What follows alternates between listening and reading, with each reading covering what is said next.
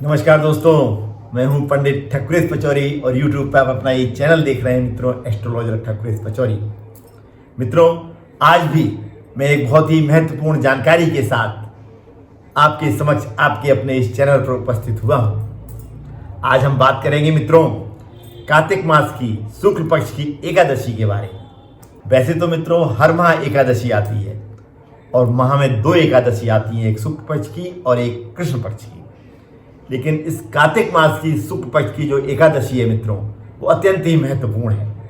इस पर भी हम चर्चा करेंगे कि क्यों महत्वपूर्ण है, पूजा की संपूर्ण विधि के बारे में भी चर्चा करेंगे और अंत में एक उपाय की भी चर्चा करेंगे कि यदि उस उपाय को इस महत्वपूर्ण तिथि पर किया जाए तो उसके बहुत ही अद्भुत परिणाम आपको देखने को मिलेंगे।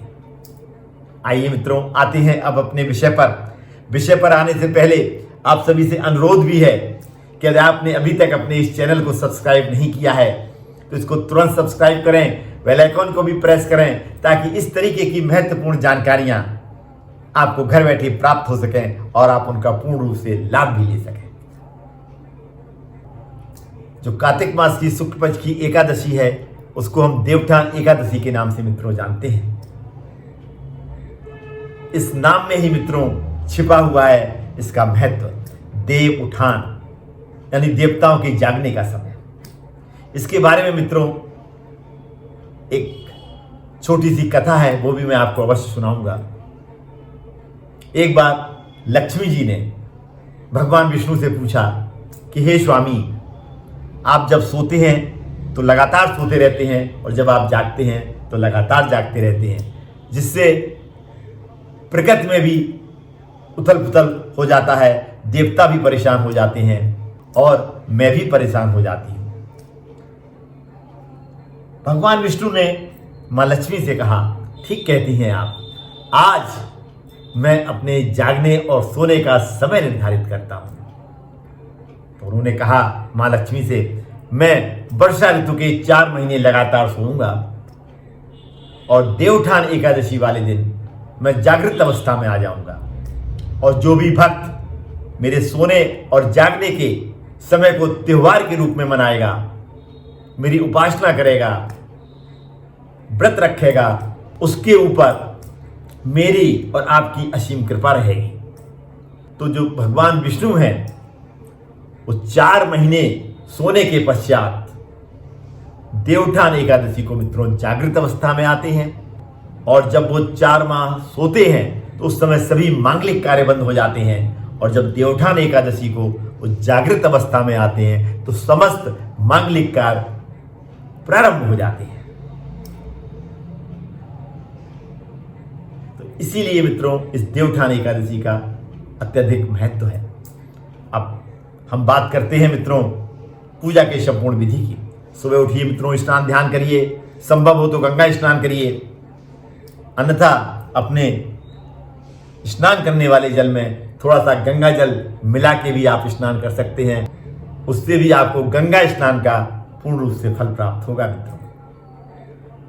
पीले वस्त्र धारण करिए, एक चौकी ले लीजिए, उस पर पीला वस्त्र बिछा के भगवान विष्णु और मां लक्ष्मी की छोटी छोटी मूर्तियां, तस्वीर स्थापित करिए।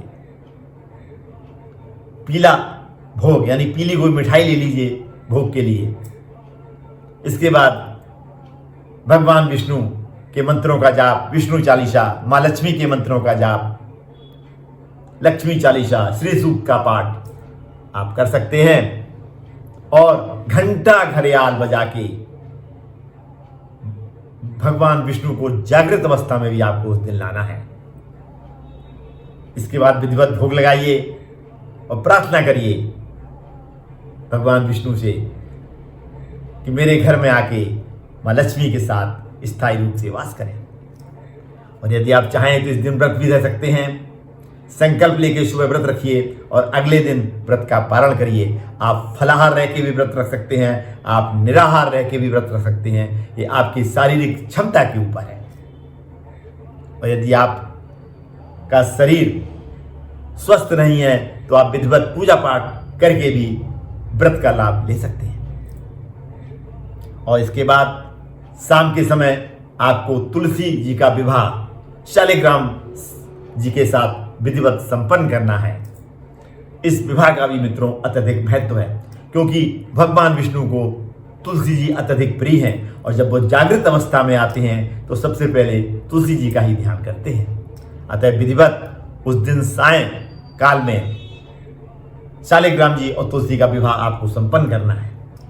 इस विवाह का भी एक विशेष महत्व है मित्रों, खास तौर से उन लोगों के लिए जिनके यहाँ कन्या नहीं है।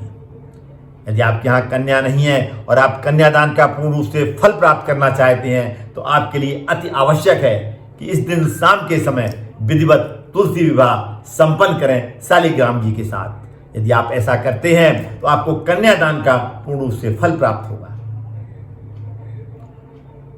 कैसा लगा मित्रों आपको मेरा ये एपिसोड? यदि अच्छा लगा तो इसको सोशल मीडिया पर ज़्यादा से ज़्यादा शेयर करें ताकि ये जानकारी अत्यधिक लोगों तक पहुंच सके और वो भी इसका पूर्ण रूप से लाभ ले सकें। आज मैं अपनी वाणी को इस भावना के साथ में यहीं पे विराम देता हूं कि आप सभी पर माँ लक्ष्मी और भगवान विष्णु की कृपा हमेशा रहे और आपके घर में सुख, शांति और समृद्धि का वास हमेशा रहे। पुनः मुलाकात होगी मित्रों किसी ऐसी ही विशेष जानकारी के साथ में। तब तक अपना ये चैनल देखते रहिए और इस तरीके की जानकारियां घर बैठे प्राप्त कर उसका विशेष रूप से लाभ लेते रहिए।